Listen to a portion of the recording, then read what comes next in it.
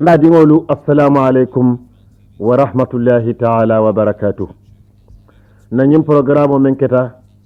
alqur'ano nin sunkaro mina wala futandal ma insha Allah subhanahu wa ta'ala. Nalodula alqur'ano kono nalodula nanyim programme kono wala nyintiko alqur'ano la fisamanteya anin sunkaro la fisamanteya. Alqur'ano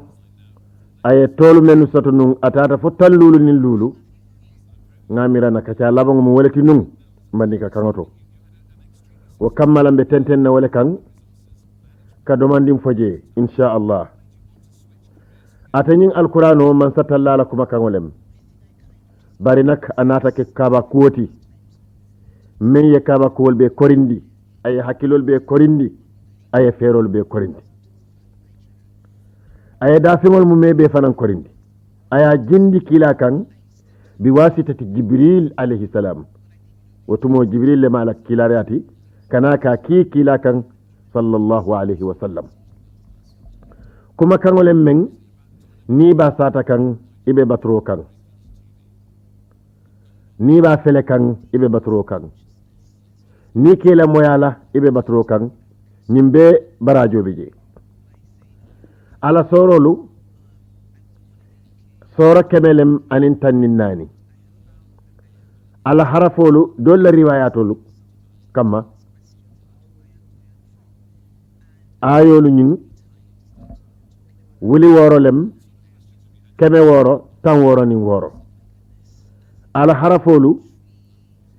million kilinnem anin harafu wuli muwan anin wuli warawla kilingo kiling wo sorol kono wo ayol kono wo harafol kono kaba kolem kullolem nafalem ate sunkaro nak anin alqur'ano nka fo nyamin dorong ibe ba kilim fa kiling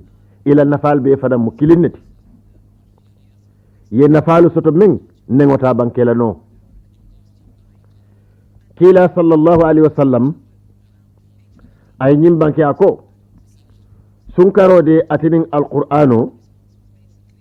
misil mo si muta kato isi jogo kanju alkiyama lolu wala sungo sina sunkaro sina wato menna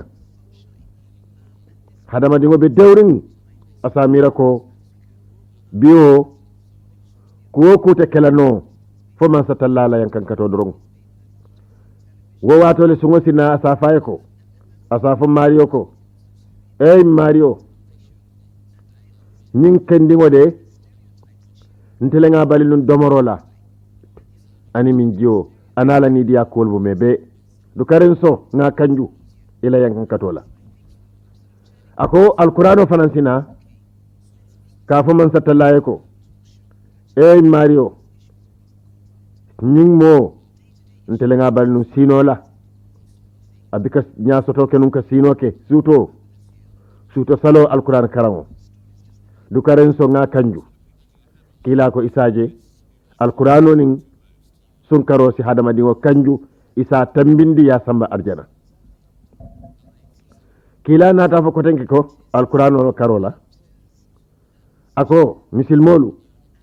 du kare alalla kordalu norandi nin salwatolu la anin suto salo bari anin alquran karam kordalu men ika alqurano karanje noro ka funti jele hanna tara hadama dingo ma jeno malaikol wol ka jele komin tol ka bid nka lololu je nyamin suto malaikol fanan min be sangoto ika kordalu je men alquran karam ka keje wala nyama kila na ta fako altol qur'ano dun kelu altol alquran karannalu dukare alkana alqur'ano ta aliyake kullarangoti a fasara wala nyinti ko ite alquran karango no hanna tara ima tanka e katara sinola durong wala nyinti ko ka alqur'ano ta ka ke kullarangoti kila tententa ko ala karang al nyanta karanna nyamin wadluhu haqqa tilawatihi muntuma ako suto talante suto wato mume bela anin tilbulo wato mumela ala janjang dukare alqur'ano kankula ala mira fanan kaba kol men bije ala mira nafa men bije bari ala mira fanan man satallala kuma kawol men abe mu yankan katoleti al samira wa tadabbaru ma fi la'allakum tuflihun to mando bato nali oke alsi duniya kayro soto bari alsi lakira kayro fanan soto sun karola ala nafa kilaye hadis bale sambanan jeto ako altol hadama dingolu ala lonko karo sun karola dube natal kanne karola men warta bakele suto ba kono men e ka tola laylatul qadri bari wo suto le fisiyata kar wuli kilim men wo suto mantara kono ghayru min alf shahri kila ko man satallaye nyin karo kaliye ka sun aketa farloti bari kallo ka suto nafilo ke je wo mun nafilo leti amanke forcete amanke farloti bari momo ye woke ya sun isonta ka suto nafilo ke sun karo kono akoni pareta nin sun karo fata isalon ko ile junubul tututa natara alala tinenun ikake walatina ko momo pareta ka sutiya alama nin daji ka kendola nin sun karo kono ilawo ke baro anin ila farla falolu sun ku koten kono memman ki sun karo to ibe killing jannak mosa korosi yara fan sun karo kono ku kende barul menu manke farloti inin farlol la barajo le kanyanta naman ki sun karo kono aka bonko arkam fula men ika suto nafilo kala sun karo kono anin suba salola arkam fulolu naman ki sun karo kono ila barajol be mu kilindeti woto sun karo bunya warta ako farla killing sun karo kono anin barajo farla koten kono naman ki sun karoti welem farla sinya tangoro wula welem nyinti ko niye salfana sali sun karo kono aka bonko ye salfana sali sinya tangoro wula kar koten kono memman ki sun karoti wo barajo ajarta hakiltu wala watolem dal mi yalon ko fufuro watolem molti fufuro ke isi fufuro ke ni alquran karangola dukare alna nga fufuro ke nin ka suto saloke hanna be kala arkam fulati nganna wululalu fanam batu nga fere ke nga wululalu gisul sumayandi musol si kelu gisul sumayandi nin ko musol si kelu gisul sumayandi wolem futu musolti nka wolle diamundi isi fere ke ikelu gisul si sumaya sunkaro kono katu ni ko ke yedron adoyata nyawanyan kila ko anin farla salo anin jakabole kajanta wato kono me manke sun karoti anata tenten ako bari nak karole mi yalon ko mo nyanta ka sabar jeto katu ani ku yal siyata kabirin fajiro fotilo ye boy ite jiwo minna ite domoro kela ni keta siga sabalata ita sabala walatina ko sahru sabri bari nak sabaro de ako ala jomu arjana dungo dammaleti wa sabru sawabuhul janna dukare misil molu ala al sabari aliasum kila ko sabarla la jomu arjana dungoleti bari atentente de hani kabi hadiso nyin amambang ako karole men mol sinyo ma koy je misil molu sinyo ma koy je men ya soto asimo ma koy memma soto men ya no asimo ma koy memma no lon nasimo ma koy je memma long ma koy rodru wa huwa sahrul muwassat karole men misil mola harje kala faje wa kamala mo kana bulu jake je yemen soto adoyata nyawo nyang do man dim bondije yadi molla kila ko ila harje be la falale sun tayrango di molla ila bututol do man dim bondije yadi molla kila ko niyake adoyata nyawo nyang aka bonko ye jomole sannung ya foroyandi andung junube kafaro aka wala sabu mbadi ngolo aka bonko wato banta wa kamalan si lojang fawati ko insha Allah subhanahu wa ta'ala la ilaha ninna sahibolu itol fanan ilota wala kan duniya ti ñaata ñaawo ñaama wolda maale be dunna arjana de bari woto kola ñin kafol be manke arjana dingolti ñin nak alquran ayole mi yalon ko hakil tuwolem hadama dingol be kato anata ji ahlu kitab kan kitabu dunkel kan kila ya fasari ay misilmol fananda dundi je ko duniya be labanna tenne wa kanu siyan lasta minhum fi shay'in iman tarawol kono innama amruhum ila kunyanu ila allah abe labanna alakan thumma yunabihum wa kola mario sine kibar asine londi lakira korda kono bima fenna kanu itartanu ya'maluna kabara dunya kono kila yafo sallallahu alaihi wasallam ngamuta arbat ibn sariyata kila la sahibolem akolum kilin kila yen salindi ala misiro kono kabiri mol pareta anata nyatili molla ayen kawandi ayen mol kawandi ke diamundi nin kuma kangole mi yalon ko mol man dalala kila la diamu nyato mol ki jo farata sahibol be kummota ki jafaro kamma ako ate arbat kaye ko ite alala kila aka bonko ila nyen kawando e parete ka sara mol la ko ite bitalale silan nak ibe muna dilan na ila ibe muna karafala misil mol bulu ako kila kaye ko usikum bi taqwallah ta'ala azim mbal yamari la artisila man satallala ala nyasila ngodal ata dammale na fasato hadama dimoye sako misil mo usikum bi taqwallah hadama dimo sistila alala sako nak misil mo kila ye wodala wosi wala dinum ala sahibo la tuma minna ya nyininka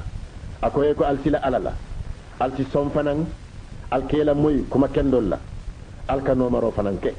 dukare alkana ke balannati dunya kono iyyakum usikum bi taqwallahi wa sami wa ta'a alkana ke balannati hanna taranum jongole labante ayal mara dukare ala al song amari al yanoma katu nimmen baluta al tol kono abe wali o jela misil mol tema wali o mi yalon ko abe siyala bake bari min wali o futata a funtital kan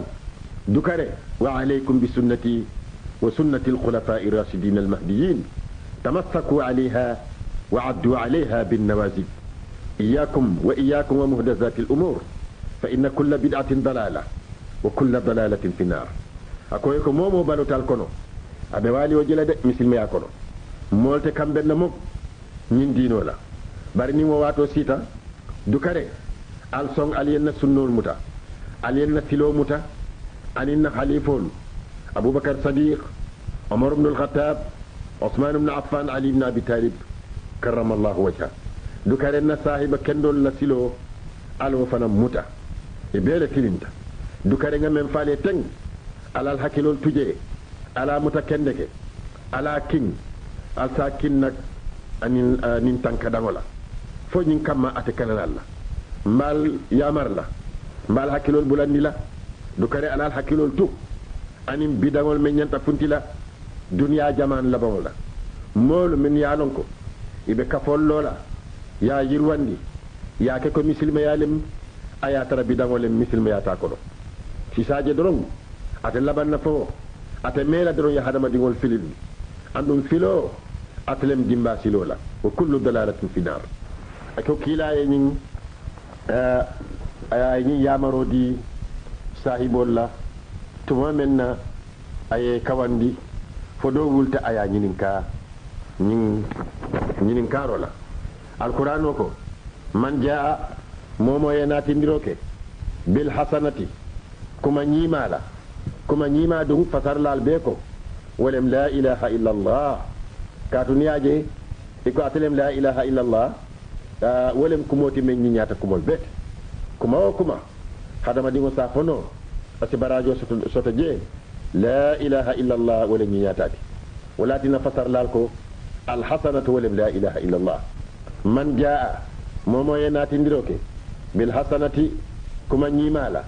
falahu asratu mariye asru amsalha anyon tang abe wasoto la barajo kono waman jaa momo yenati ndiroke bis sayyiati ku jawbarola fala yujza ita joro kala mari la illa mithlaha fo nyongo doron wa hum itol mon min yalon ko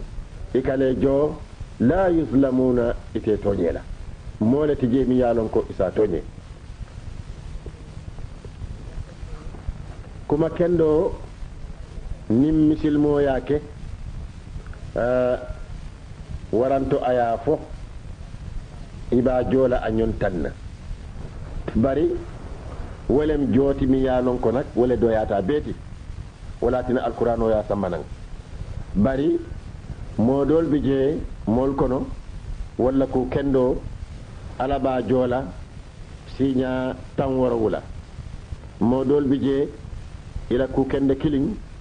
alabe jola sinya keme woro wula modol bi je ila ku kende killing alabe jola bi khayri hisabin jonya mi yalon ko konti bote tarala je abe siyala fa mota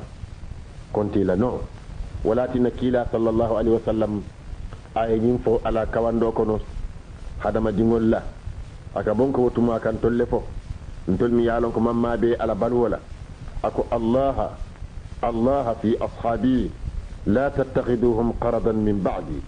فوالذي نفسي بيده لو أنفق أحدكم مثل أهود ذهبا ما بلغ مد أحدهم ولا نصيفه أكو السلا ألالا نسايب ولا كرالا السلا من ستلالا نسايب ولا كرولا الكان النسايب المتى اليك تلوم فنتي الكان النسايب المتى كوما اليك تلوم فنتي مكلا منصور la sembo kan mi yalon kon te muhammad niyobe wo man sore bulu kon natara num altul hadama dingolu altul misil molu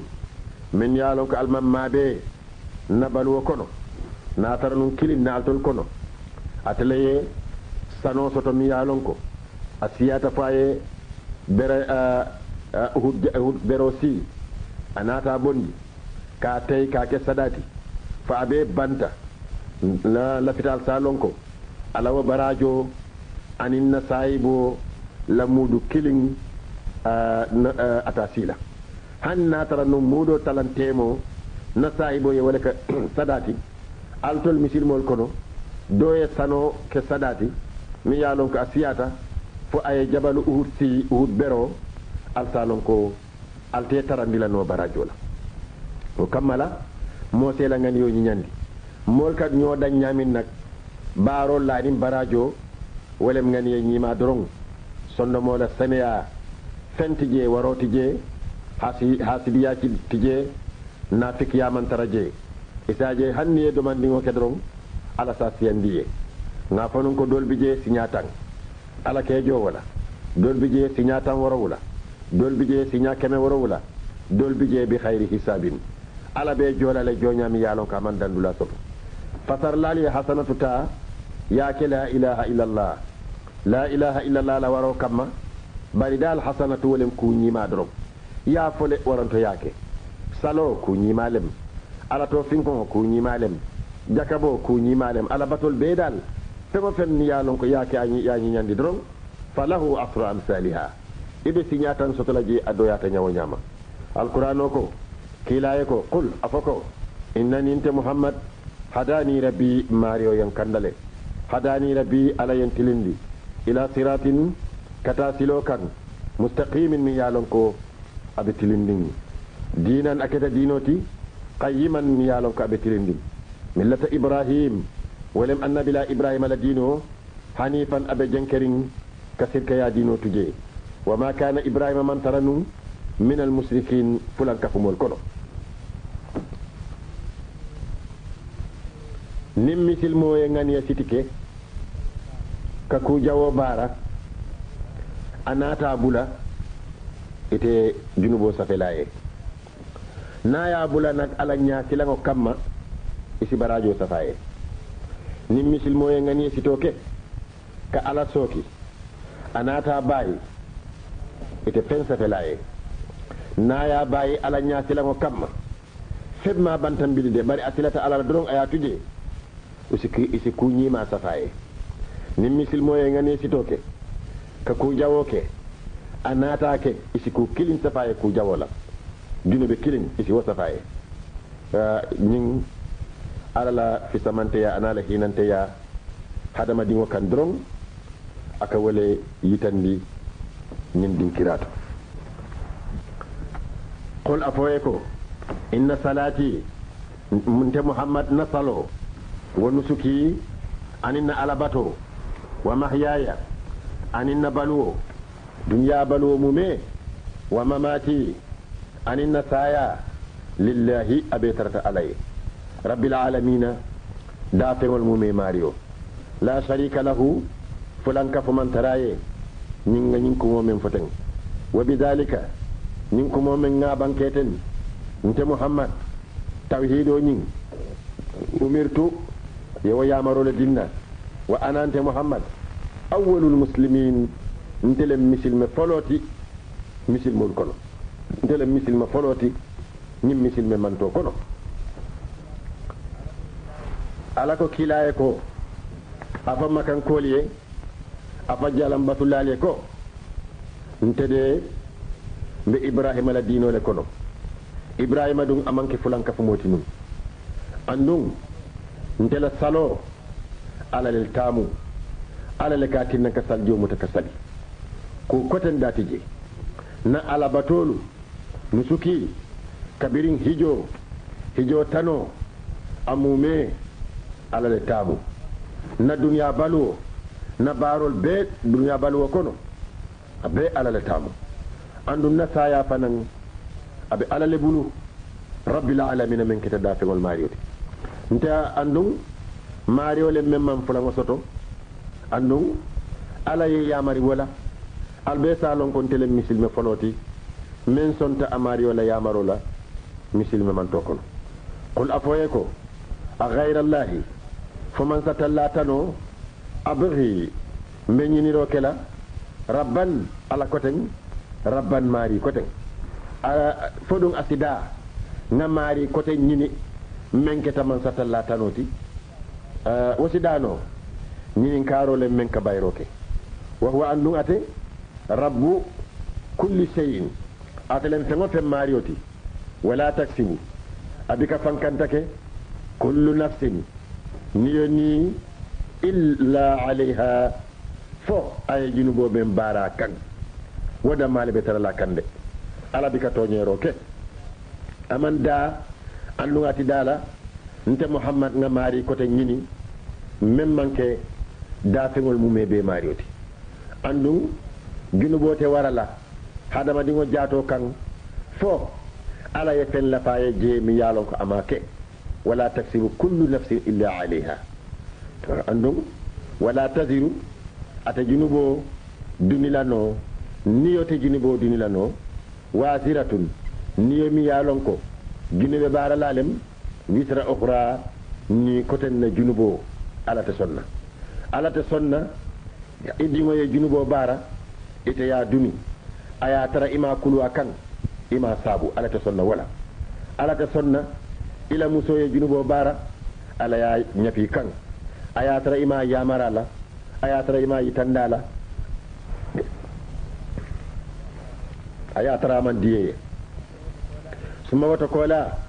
marjiukum alla murundula ila rabbikum akata al mario kan al bebe murun ala kan fayunabbiukum asinal kibar bima fenna kuntum altartanu fihi man satallala karala takhtalifuna katara wali alla wali o dunya kono jang dole kudol support dole ya against dol kambenta kudoto dole ya kanu dol man lafala alla wali o hada majungolu ana ate bolano dunya kono jang lakira lo lungole nal natan sal kibari jumal lebe tonya kannu fayunabbiukum bima kuntum fihi takhtalifuna kawali okje wa walladhi apele mansoti ja'alakum ayalke altul hadama dingolu khala'ifal ardi alkata banko marar lalti khala'ifal ardi alkanyo jo sey banko kan warafa anata tikandiroke ba'dakum dolla altul kono fawqa ba'din dolu kan darajatin darajolla liyabluwakum aya kedron liyabluwakum min kamma asal jarabi kal jube fima fenna atakum ayal diyalla inna allaha ala sari'ul iqab man so lem men ala yankan ko to be tariyari wa innahu ate man so la ghafurun yam falalem rahimun ne malalem mbadi wala ka banko wato banta misir lo jam fawati ko te insha Allah subhanahu wa ta'ala alqur'anu la barako ala man ala ya jindi gambia banko kan anin misil mo la bankol mume be kan wassalamu alaikum wa rahmatullahi ta'ala wa barakatuh qulu assalamu alaikum na programme men keta alqur'anu la tafsiro nkana wala futandal ma insha Allah subhanahu wa ta'ala nyin juman tambila na lodula alqur'ano kono ولم دينكرا من ست الله يبانكيرو كجي قل إن صلاتي ونسكي ومحياي ومماتي لله رب العالمين لا شريك له وبذلك أمرت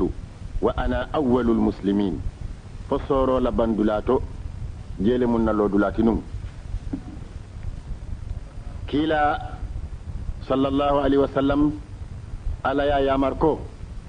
asafako ala bato anala limaniya ala hijo ala leyo ala kannatero ala salo ala jihado jakabo amume ala dammale tamu ala balwo na ala saya ala dammale tamu ayo faye bari annabiyomol be fanambe wala nyama aya noma fa ka fako la sharika lah وبذلك أمرت وأنا أول المسلمين أكبونكو أتلم مسلم فلوت مسلم من توكنو باري جنة كنا مسلم يا دم مال بي دنيا كنو النبي مول بيم مسلم التي فالأنبياء كلهم مسلمون إبيم كلر لالتي فنان كتا مسلم يا دينو كان النبي لا نوح أتلي ينبانكينو أكو فإن توليتم فما سألتكم من أجر إن أجري إلا على الله وأمرت أن أكون من المسلمين النبي لا نوه اللي يوفنو كون كمن مبادي ولو كمن ديالتين نالمان سونالا أليا كولا دي أنت دي ما فكو علين جوجي كاتو على لبن جولا بارينك من ستالله ين يامري نك مسل موتي دي نترى مسل مول كنو النبي لا نوه اللي يوفو وأمرت أن أكون من المسلمين النبي لا إبراهيم أدفننا ينبانكي إذ قال له ربه أسلم قال أسلمت لرب العالمين من ستى الله كايكو إبراهيم صن يدم مثل ما يكونو أكايكو ماريو والله دمت مثل ما يكونو نمفن دي دار لا منسولا النبي لا يوسف عليه الصلاة والسلام أتلي أفنونكو توفني مسلما وألحقني بالصالحين ماريو ألا ما ينفع مثل ما يكونو ألا ما ينكفندي إلى جني مال فنان كونو النبي لا يوسف لا يوفو النبي لا موسى عليه الصلاة والسلام أدفنا ينفنون أكو يا قوم إن كنتم آمنتم بالله فعليه توكلوا إن كنتم مسلمين ناترى السوان دي تمان ستلالا woto alal fan suji man satallala sembo kan alal fan di alala aljiki mariola in kuntum muslimin nal keta misilmoti woto misilma ya yara fan ate dammalem dinoti men alaka jindi annabiyomol kan nungu kana kay hadama din wolle ka to ñini wo dino e doron ka yele mandi ka fako dina kari bari yara fan dina kilin damma wala ne tarata man satallabulu ولكن كلا فنانكو وبذلك أمرت وأنا أول المسلمين القرآن نافنو نيم بروغرام من تنبتا كو القرآن كو ولا تزر واسرة وزر أخرى مولا جنوبو تساون نمو كان bari nak ni nga wofo walem junubo men yaake moome makoy je yaake amanke ko mole sabo dade ni moye makoy je a ada fanam be junubo soto la je de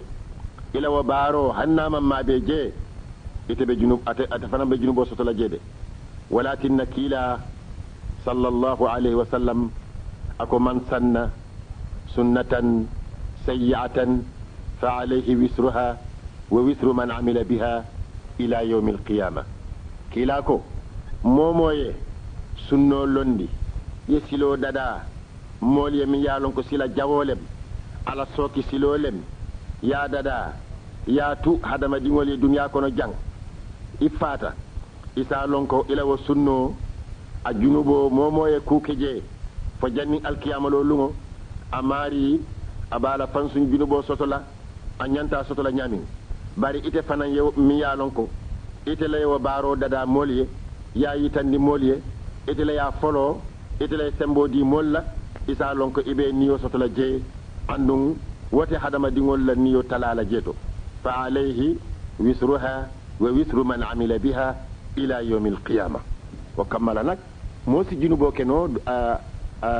do fanansi junubo sotonoje bari aka tarale amari leye makoy je aka bonko ala ye harje dingola ima kulu iman ku kendo yitandala foku jawo ani ala sokiro doron yewala yitandala fo akeba ya taw kono ibajela ko kat aya kuwo kuke ifanam be niyo sotola je e walatina alqur'anu ko qu anfusakum wa ahlikum naran alqur'anu nata fa ko tenge ko man satalla ayal tul hadama dingol ke alketa jo seylati ala la banko kan al tollem qala'if al ardi al tolle kanyo jo sey banko kan nin do bataje doye bajonko ke nin do bataje doye sey anoto abe wala nyama qala'if al ardi bari al tol hadama dingolu ngal tolle ke fanan khalifoti na banko kan al tolle maralati banko kan al tolle mo alfalti ala la banko kan hadama dingole alem alfati nyim banko kan nyimbe ala la fitale hadama dingo se mira asa lonko anyanta julo jolale ala ye don toro men kaye hanna tara ma be jono bari anyanta man satalla tentula wa walladhi ja'alakum khala'if al-ard anata ka dolla darajol cikandi dolu kan dol ye nafulo soto alkono ka tambi dolla ako ala barole woti dol ye jata kende ya soto ka tambi dolla dol simayata ka tambi dolla dol ye londo soto ka tambi dolula dol keta man sakelti dol keta dobalti nimbe wa rafa ba'dakum fawqa ba'din darajatin asike tawhidoti nak asike kuti men kumayata bake misilmoye ala la nyim baro yaje dawoda asi jisu sumaya kana hasidiya kana fera jawo la moye dan ko doron aye dan kuto name toñe kule mi yalo ko momo yew kedron ala ye nyin kuwa men sayenten ko ala barolem aka bonko ila fita wala sosola wa rafa ba'dakum fawqa ba'din darajatin kila ya fasari hadiso kono asiyata baki ka fako al fereke al sike molti men kela moy yamarola al kala no ma fanan al si son fanan al fayala momo balutal kono al be wali bajila dunya kono bari mbal yamar la altul misil molu kilale be diamola ni mo wato sita al song al fayala al kana song al yedum wa wali kono hanna taranum jongale yal mara dukare al song fu al siman satalla batuno wa rafa ba'dakum fawqa ba'din darajatin nyimbe nga kedron libluwakum fima atakum ka jube fu waro nyin ala fu wari abatinala ay pisali ay kafiriya ate sonna mari wala yamaro laban waranto fo fankama nyin ala fankamaya waba marsilale ate bala fasoto la ay laban ay kafiriya fo be tarla wala nyama waranto momo hadama dingol kono ala yemen jindi kan ibe ala tentula je ya dani ay lafa fo ibe wala kala waranto ite wakela li yabluwakum fima atakum hadama dingo ala ye londi ye dawoda dinkira isa lon ko ake examle ake jubele fo ibe pisallale walla ibe fan warala ye fan tambindi da feŋola ye fan tambindi hadama din yala aka wada male jube li yabluwakum fima atakum bari nak inna allaha sari'ul hisab sari'ul iqab man sole mi yalon ko ala yankan kato atariyata bakele nimmen ya soki bari wa innahu atede la ghafurun yanfalalem tongonir lalla rahimun ne malalem fanan liman ya molla ayo nyin silandiroɓe je ala sokilalla aya men foko inna rabbaka sariul hiqab bari jikindiroɓe je fanan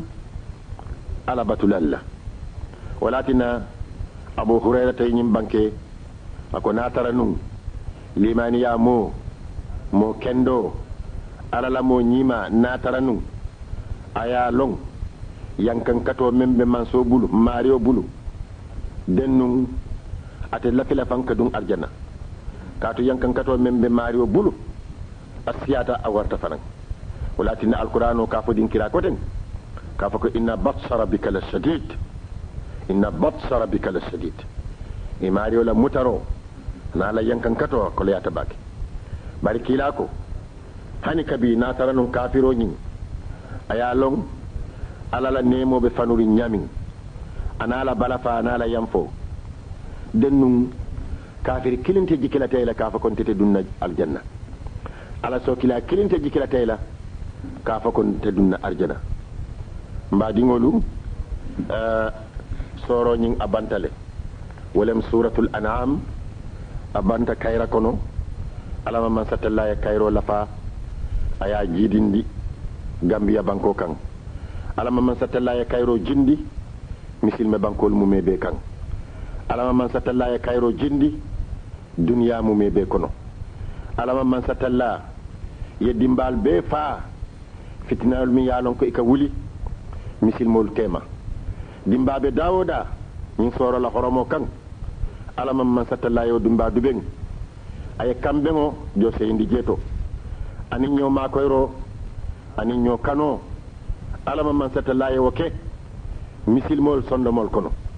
ye ñoo kanu ye ñoo ma koy alama man satalla ya hadama dingol be ma koy kayro si sabati itema ñin soro la horomo ana la barako kan kaatu soro ñin natara mañina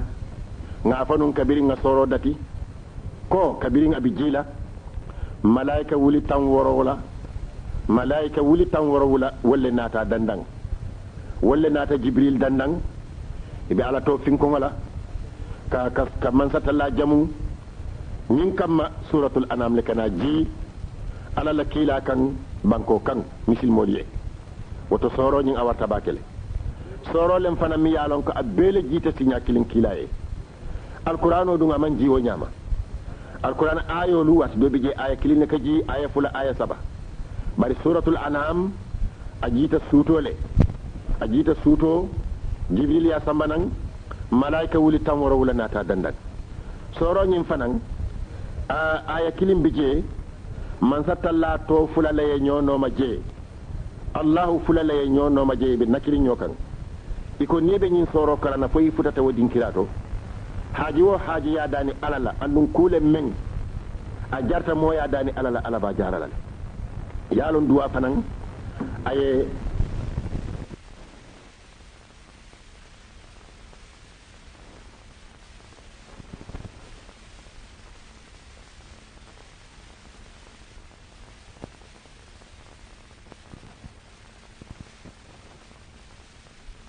ikana to nyani fanya sute podak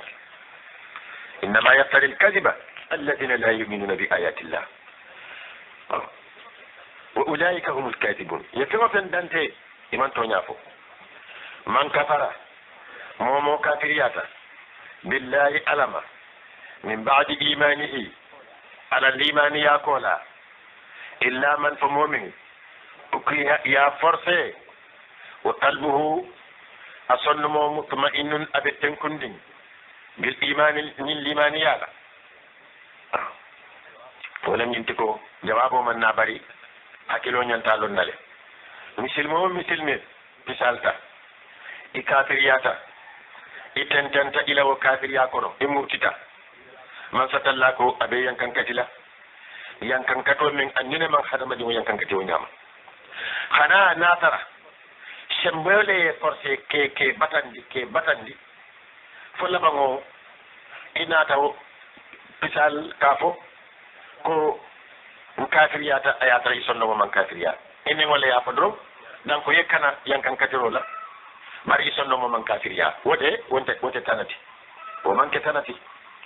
ni alquran ayo a jiita mo dolle kan ñaalon ko e dunta misilma ya kono iman sembo soto sembe tiyol ye mutamaka saate kono ke yankan kati fodol fata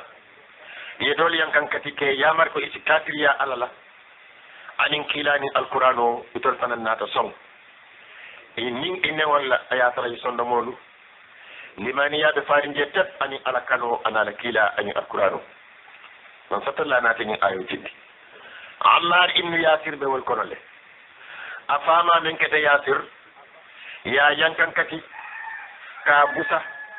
ka janinin dimbala fo anniyo bota atata lakira dingoɓe loorin a fama ɓe murunna lakira kafirol la yankan kati o kamma a bama men keta sumayya abou jahlin lamatullahi alayhi wala ya so tambola nin a ñaato wo fanan nata murun lakira radiallahu taala anhuma sumayya musole mati bari misilmi muso kenda baale mati min yaalon ko duniya nafuloma jenkendi pour duniya nafuloma sembo soto pour ay murti kele jolomoma sembo soto abou dialle ya londi ati sumayya ka faye ko bi iballa alol nenna ye mouhammad neng yenna alol toñoyandi yen dol fanan toñoyandi sumayya kaye ko tewa kela mo akaye ko annu ima kela de kadi a yabatandi sumayya nata kam fa kate pamon neng ati abou jahlin a kam fata kala tambo jasu doron ka sumayya so nin a ñatoto fo tambo na kitabanko kan sumayya yeman sattallato fo amurum talakira ñim be amar ñaba kan a wurula fulol be fata yata fana muta ka yankan kadi a sifamu me bela kay ko ala soso ani muhammad anata foy ko na ala soso le ani muhammad ya bula kabiri ya bula anin kumbo nata futa kila kan sallallahu alaihi wasallam kila kay ko munemu ma wara aka ya ammar mune be ko madum akay ko fama sibo kaatu ala la kila nte ala kitale nge sosole nge faniyandi kafirol yem batandi yenna wululal be fa o kola yeyyan kankati fo yeyya mari men ngaw fone de akay ko kila kay ko ye itonno mo be nyaadi dum akay ko wallahi sonno mo kay abe tenkundin limani yakam man la sanna na man ka alati ana kila andum ngeto fanande kan kila kay ko amma wonti tarati sama fana nin kafirol umurun take yankan kati kuriyan neng dukari sin neng dan ko yakara darum alqur'anu nataji kawatto nyandi ada ati ammar ada bama sumayya ani yasir ani suhaib ar-rumi bilal ibn rabah khabab ibn al-arad abu bakr as-siddiq ali ibn abi talib radiyallahu anhum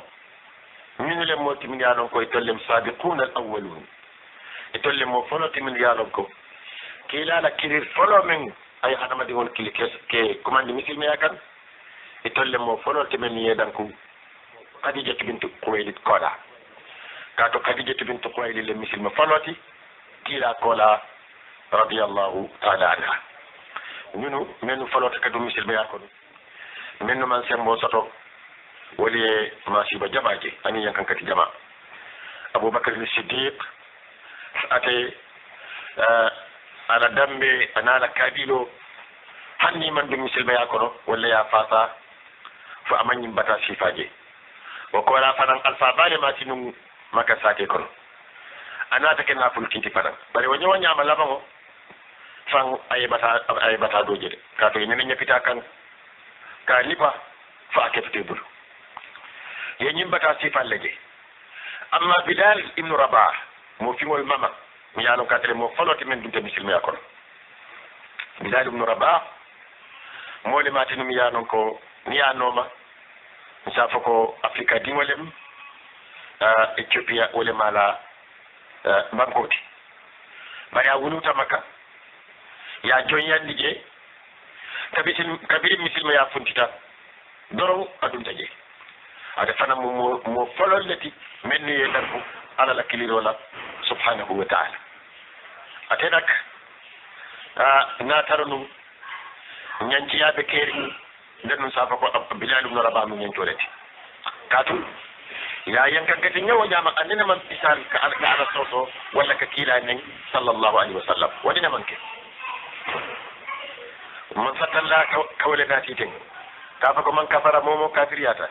billahi alama min ba'di imanihi ala limaniya koɗa ka murti illa man fo momin ala ɓe wayankankati lade illa man fo momin ukriha ya forcé wa qalbuhu ya forcé fo a kafiriyata a yatara wa qalbuhu a sondomo mutma'innun aɓe tenkundin bil imani limaniyala wonte tarati bari ka sabati ke ban ko ite kafiriyala wala taytulo warta buña warta bake non satallama fawala kaatu musaylimatul kadab mole mati non min ya fanke annabi o moti kilana jamano wala tinata kera kaba kuwoti mosa fanke annabi o moti nañi jamano fajanni akkiyamololu wala wota kera jakano ti karannali kaatu hani kilana jamano moɗo lota non ka fanke annabi o moti kilaɓe baruri wala musaylimatul kadab anene ye kiila safe letarola ka faye ko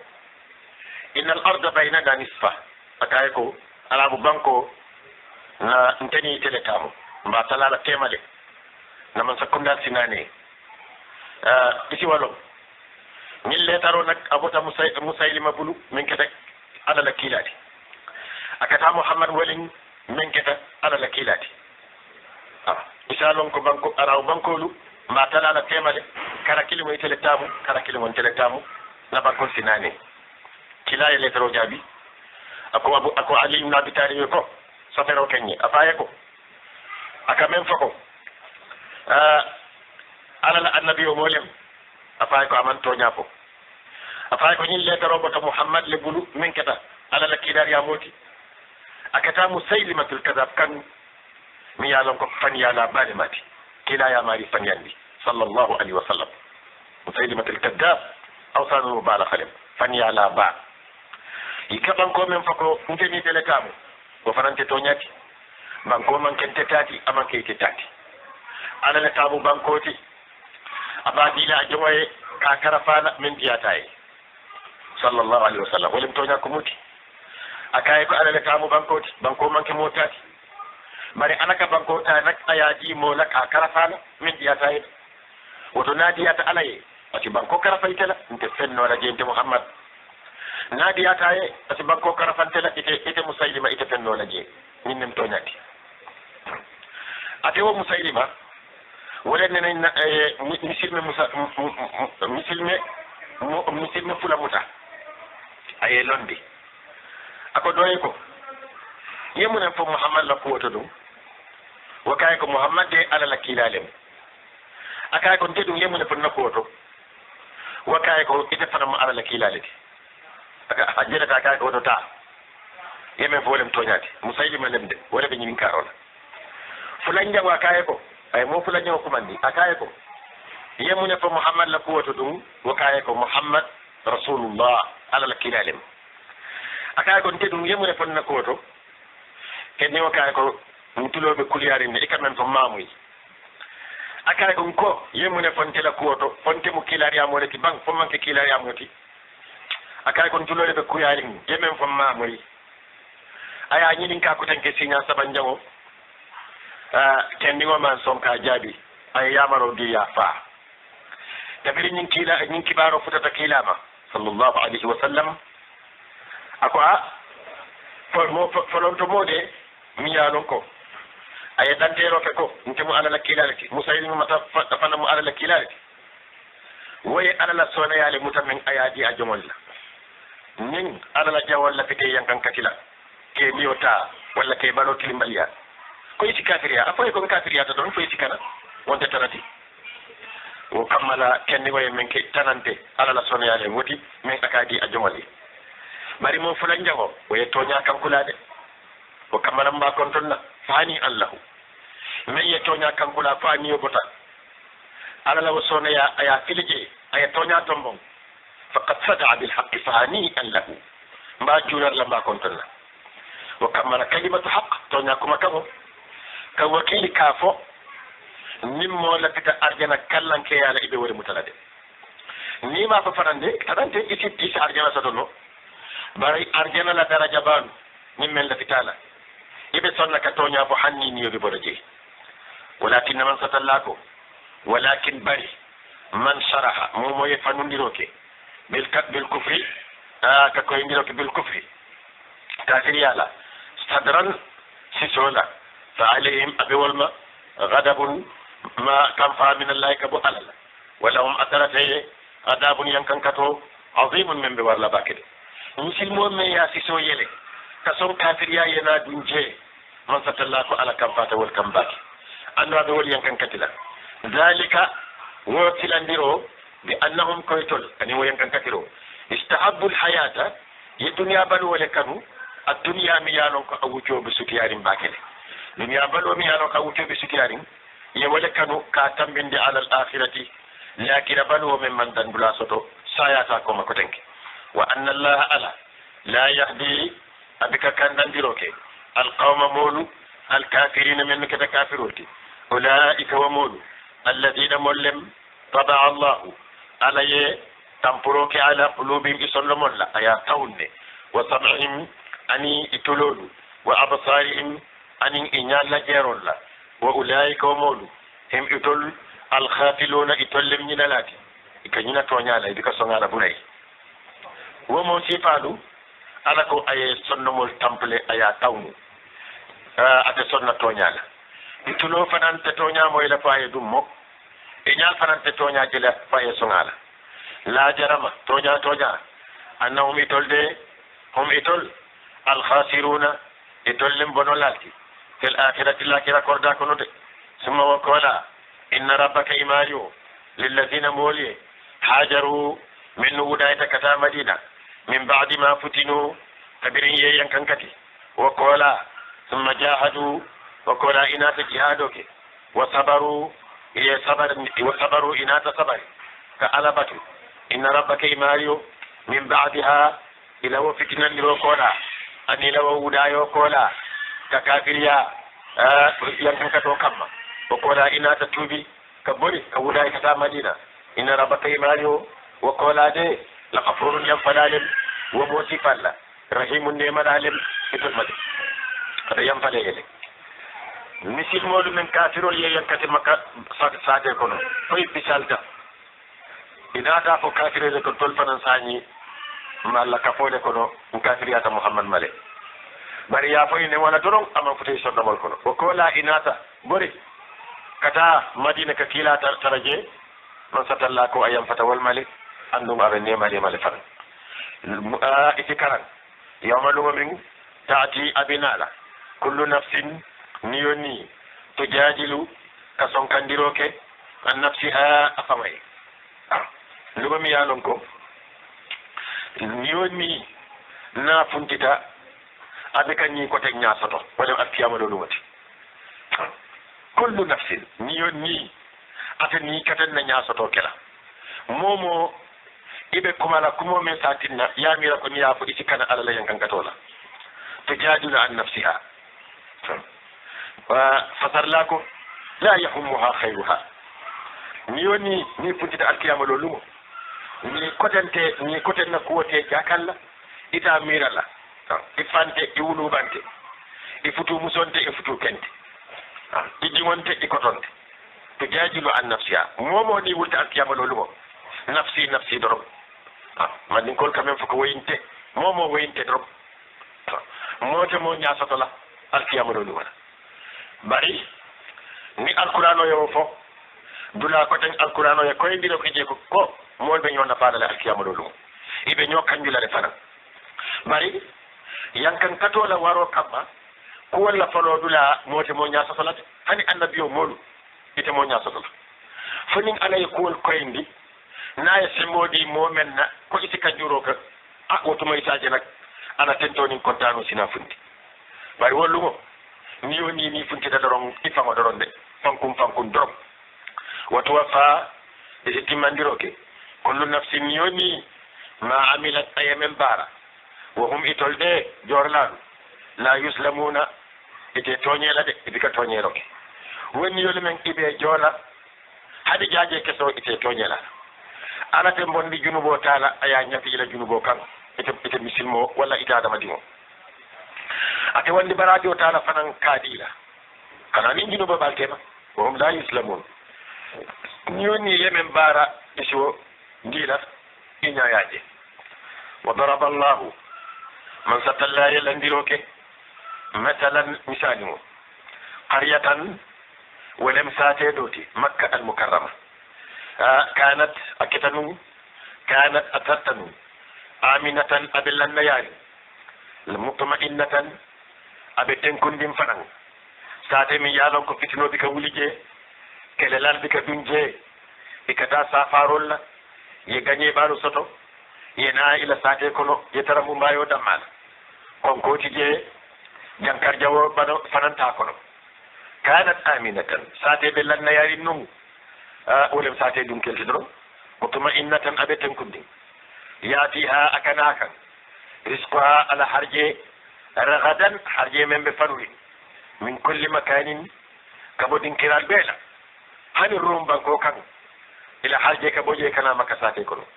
kata farus kata yaman an sham ma fagol bela dunya ton ko wol bela ila harjel ka boje kana dum maka bari ñin saate manna ala tentu bari fa kafarat anata kafiriya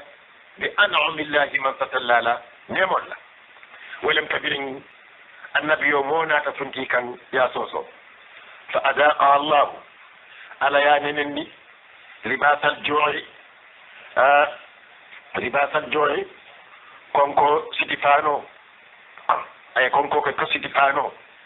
من يالونكو أيا ديلا يبرجاتو مورانا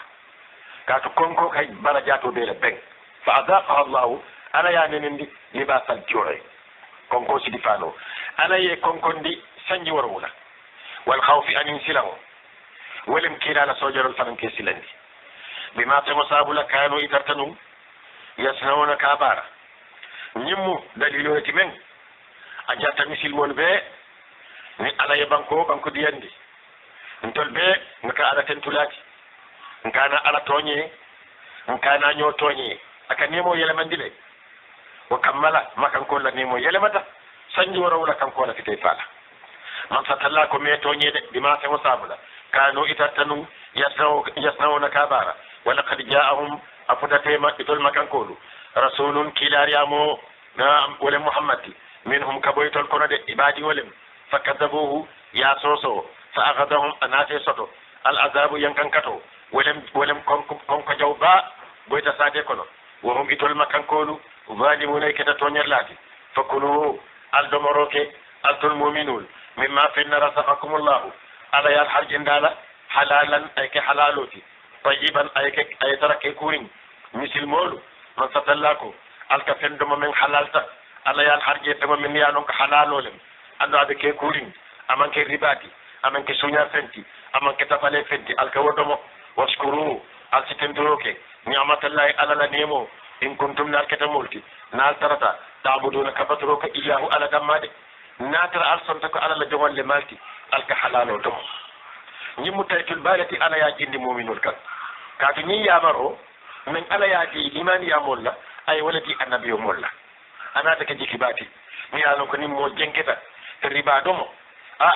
isi jiki ba soto ini mari o tema innama harrama masatalla ya haramun niroke alaikum alkan almaitata benji faringo waddama ani yele kensengo wala man qinsiri anin sewu subo wama anin femo min uhilla ya foro kije bihi atema ala kanna tayrwato li khairillahi man satalla to tano wa haramta de alkana domo famani turra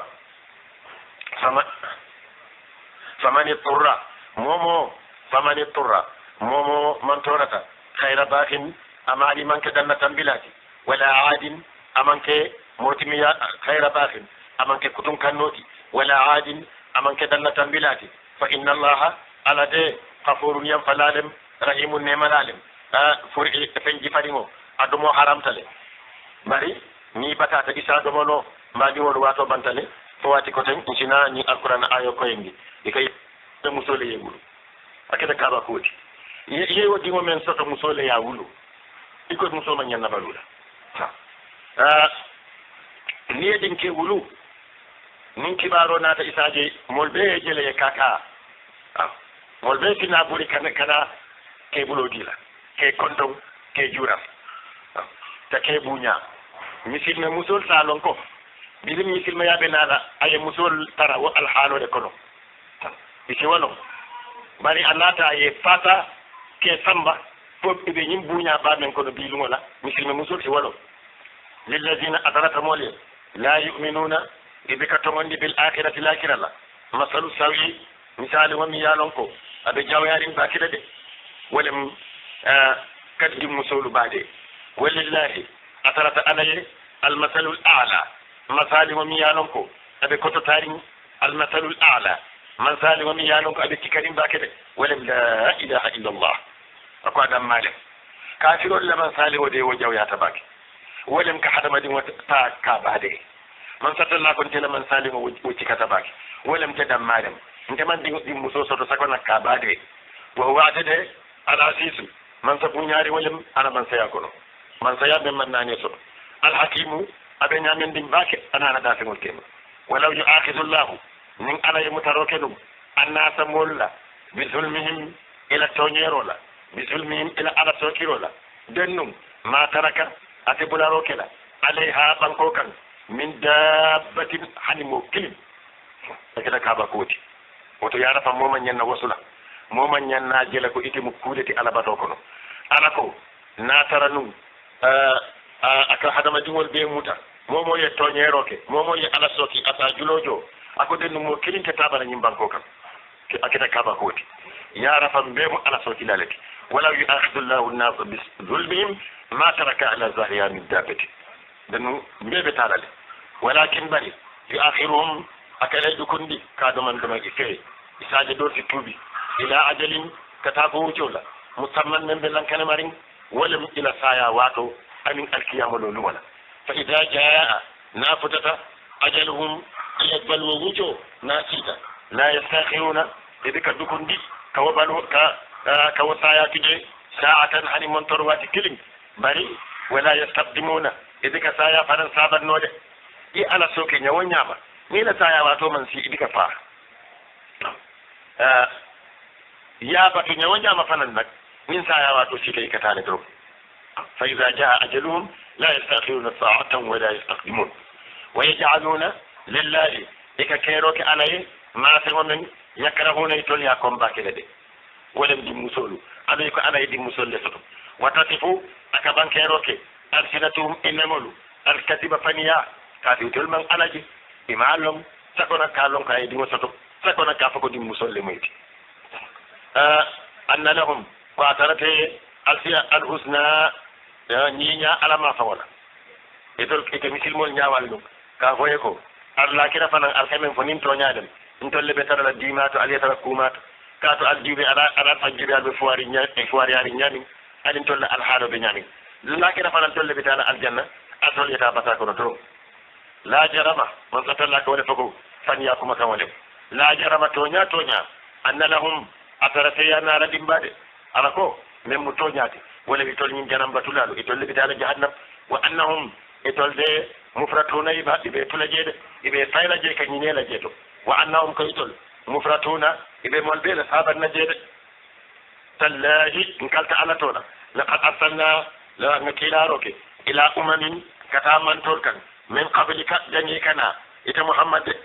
ya jede ngamen falilu badi won muhammad la kilariya ni ala ya fado kilariya mo folol dro ak wala fo bali kilariya mo labam kotenke muhammad koma ma badi wol wonte toñati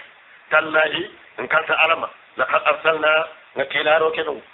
ila umamin kata man tol kan min qablika jannita kanade sallallahu alaihi wasallam fa zayyana ayni nyandiro ke lawum itolye as-saytanu amalahum ila bara jawlu fa huwa ata saytanu waliyuhum أسلموا إلى الفاتح من كي يمركوا جونا اليوم بيلو دنيا بلوكو نجان ولهم أثرته عذاب ينكن كتو عجيب من بدميرين ma ɗi woli keyitaniro keɓe ko wato banta ɓe loola jang fo wati kono inchallahu subhanahu wa taala